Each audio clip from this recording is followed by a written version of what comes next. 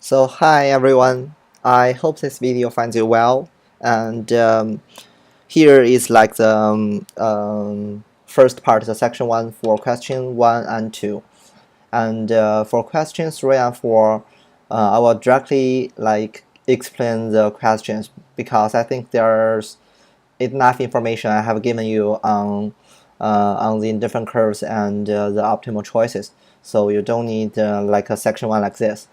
And for question 1 and 2, before you start the question, I suggest you review the competitive market applications and the definition of surplus before you start the problem set. Of course, if you are confident, just skip this section and directly watch the second section, which I send you. Yeah. Okay, let's go. So for the contents of this slides, I will include 4 parts. The first one is how to describe the market at a certain point. The answers to this question. And the second one will be what is consumer surplus and producer surplus and how to calculate. So in question 1 and 2, we have to calculate the consumer surplus and the producer surplus. And 3 is what is Dewey loss. And 4 is the features of different policies or maybe applications in a competitive market. So first question, how to describe the market at a certain point.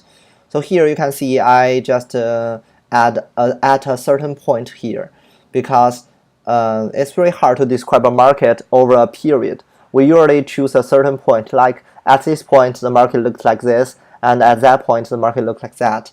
So we describe the market using a two-dimensional system, which means we use price and quantity to describe the market. I think you already know this, but what is important is you have to have a clear thought or understanding of how this works. So before we start to measure or answer an economic question, asking these questions to yourself.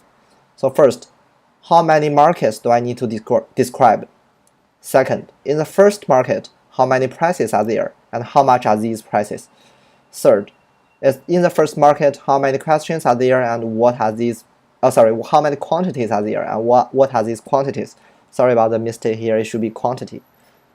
And 4, can I draw the graph of the first market situation in one color? So 5, then it comes to the second market and ask all the number 2, number 3, and number 4 again. So this will help you to draw the graph of a market to describe a situation, especially when you are comparing two markets or two different scenarios. It's very good to follow these steps. So for example, I give you an example. It's actually the question 2, number 2 in the problem set 2. Find the subsidized quantity of bachelor's degree awarded at the end of the school year, 18 to 19 school year. You can use the method described in the book, where the curve is shifted, or the price-wage approach we used in class. And what is the price paid by consumers? What is the price received by producers? In order to answer this question, so we'd better go through all the steps in the previous page. So first, how many markets do I need to describe? It feels like we have only to describe one market, which is like the bachelor degree market. But actually we have to describe 2 markets here. The first one will be the market without any subsidies, and the second one is after the market that after the subsidy come in. So yeah, then let's start with the first one.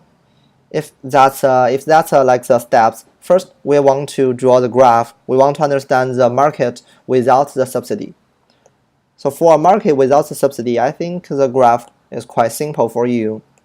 So this will be the price. Always remember to label. This will be the price, and this will be the quantity. And the demand curve shift downward, and supply curve shift upward, SD. And this point will be the equilibrium point. It will be the equilibrium quantity Q0 and equilibrium quantity Q2. P0.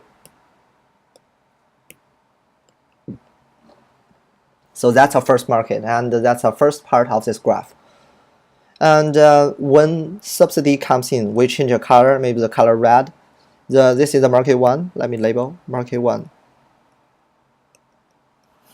And market 2, we also want to draw market 2 on the same graph, but in the second scenario on market 2, how many prices are there? The question is, and how many quantities are there? And one feature I think you should know and all you should remember is, in a tax scenario or subsidy scenario, whether it's tax or subsidy, there are always two prices and one quantity at a market. So that means the quantity or like the units of goods sold is also the units of goods bought by the consumer. That means 1 for 1. Like how many goods are bought by the consumer is like exactly the amount that units of goods sold by the producer. So there will be only one quantity, but there will be two prices because of the subsidy or the tax. In a tax scenario, the price paid by consumer, or PD, is price demand paid by consumer will be higher than the price received by the supplier or producer, because after you pay a certain amount of money, the government have to take a part of the like the revenue, like the tax, from the producer. So for example, if you pay $10 and the producer will only receive $8, and the difference will be the tax. And in a subsidy scenario, the price paid by the consumer is smaller or less than the price received by the supplier or producer. So for example, for like the tuition, if the government subsidizes you, then you may only have to pay like 10 million. No, 10 million is a lot, like 10,000, and the government will give you like 2,000, and the producer will finally receive 12,000. So two prices, one quantity. That will be the features or the key characteristics of a market in a tax or subsidy scenario. So that's yeah. If you go back to the PowerPoint, I think that's sorry. It's here. You see.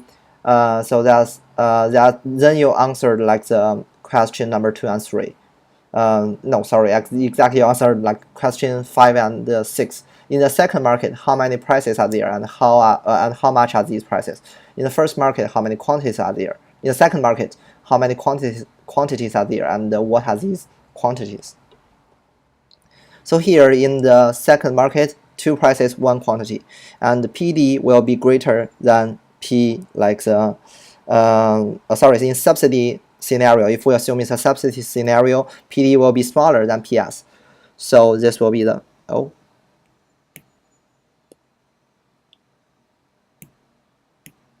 So this will be the PS, and we can label it PS2 because it's market 2, right? And here will be PD or PD2, and this will be the same quantity as Q2, or you can call it Q1. Oh, sorry, I think I got some problem with my labeling with my labeling system, but yeah. Anyway, okay, you see. So in the second market, the equilibrium will no longer be a single point. Instead, it will be 2 points. This red point over here, and this red point over here. The quantity will be the same, but the prices will be different. I think that's something you have to know before you start with the questions, especially about the different scenarios. Okay, so next, let's start with like the consumer surplus and the producer surplus, which will be acronymed as CS and PS. I hope when you hear CS, it's not something like Counter-Strike or something maybe computer science. The first thing comes to an economist's mind should be consumer surplus, okay? And PS, it's not problem set, it's producer surplus. So CS will be the area surrounded by the surrounded by the demand curve at the quantity that buyers consumed and the price that buyers paid. You can see, so it's the area of this triangle. If this is a demand curve and that's a quantity sold, and that's a quantity like a buyer consumed, and that's a price that buyer paid, then this area of the triangle will be the consumer surplus. Here, if you notice, I just use the quantity that buyers consumed instead of like quantity sold or like the transaction quantity, because sometimes there may be two quantities. And also use like the price buyer paid here instead of like the market price here, because the consumer surplus is everything about like the price that buyers paid. It is not the market price. Because there can be two prices in the market, and by stating market price, you may get confused on which price. Is like the higher price, is that the lower price, or previously equilibrium price? So that will be really confusing. So you always remember the price that buyers paid will give you a hint on the consumer surplus. And it's the same. If we go to like the producer surplus, it's an area surrounded by the supply curve. The first is it's a supply curve, and at a quantity that producer sold. So the quantity producer sold, and the price that producer received. So the price here would be the price that producer received. It's not the market price. Same. And Euromistics, let's review this.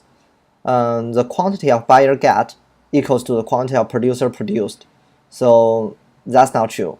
Sometimes the quantity of buyer get, I mean how many quantities you get, is not the same as quantity of producers produced, because maybe the government can take some of them, or maybe the international trade will help change this situation. So this does not hold in international trade scenario and agricultural support scenario. So when that in both scenarios, so you cannot say quantity of buyer get is quantity of producer produced. You have to analyze, and you have to analyze the market at this point and say whether these two quantities are the same. And second will be the price of buyer paid equals to the price of producer received. Like in a tax or subsidy scenario, this does not hold. And the third one will be CS and PS cannot overlap. Actually, they can, and in a subsidy scenario, they can overlap. And for the calculation of the CS and PS, the formula will be like the area of the triangle equals to 1/2 height times width.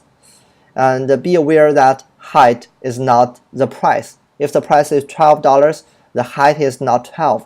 You have to, calculate the difference between the highest point and between the 2 points you want to. 2 points that indicates the height, and the width is also not a quantity.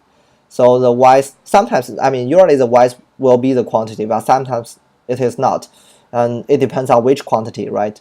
So because height and width are graphic concepts and price and quantity are market concepts, you have to combine them wisely. You have to combine them skillfully, so you will get the right answer. And find the height and width on the graph with the coordinates that you calculated. So second one will be the surplus. The surplus is not, sorry for forgetting this, like this mark will be, is not equals to, is something used in data, So surplus is not equals to the area of a triangle. We know this can be misleading or confusing, so I'll explain. What I want to say here is that the surplus is an economic concept, and the area of triangle is a graphic concept. So we equal them when we are doing calculations. But please, if someone asks you about what is the consumer surplus in this scenario, you better not say it's this area of this triangle. That will be really confusing. You'd better start with the definition of the consumer surplus. It's like the consumer surplus will be the total surplus or total excess from the willingness to pay, of the willingness to pay from the price. That for each buyer, he will have a greater willingness to pay than the price, and he will gain utility or surplus from this. and if we add every buyer surplus together, we will get consumer surplus. That's the definition. So that's the idea of consumer surplus. It's not the area, but we use the area to indicate.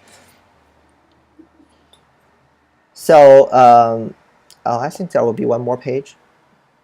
Okay, yeah. So let's come to the third one. What is deadweight loss?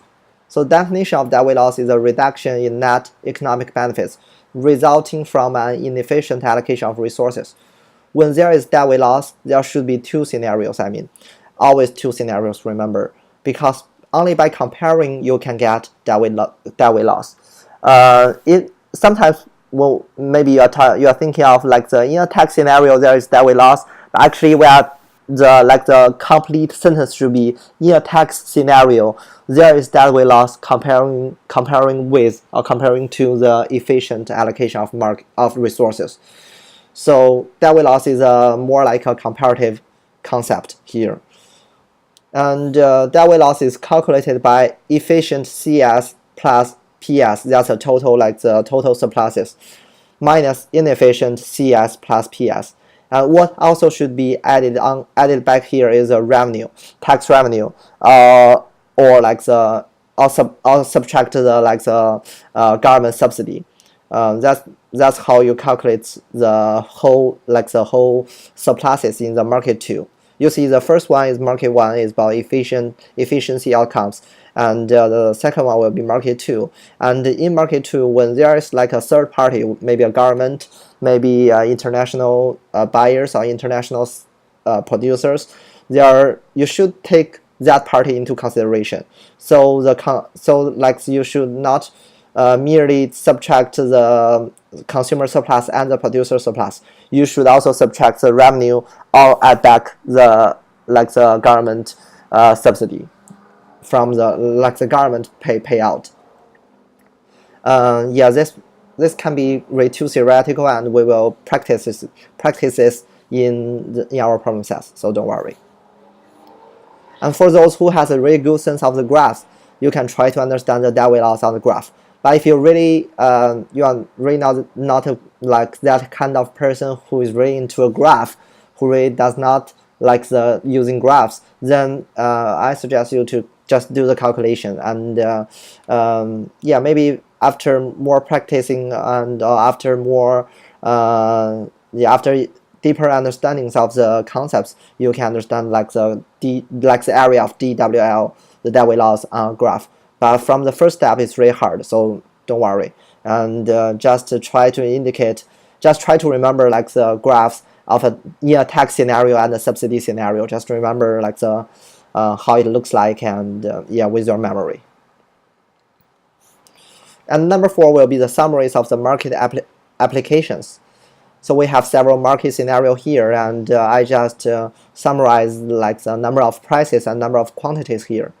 And only free market, I mean the very efficient market has no deadweight loss.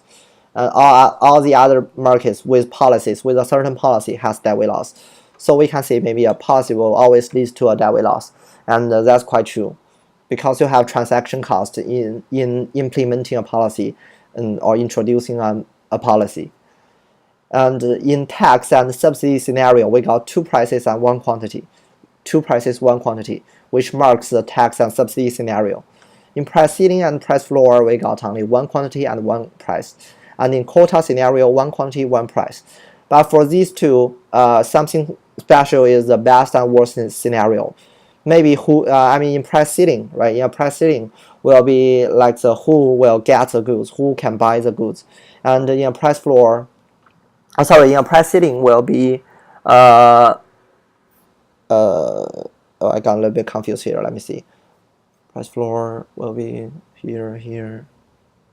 Okay, so in price floor scenario will be who will get the goods, like which part of the consumers will buy the goods.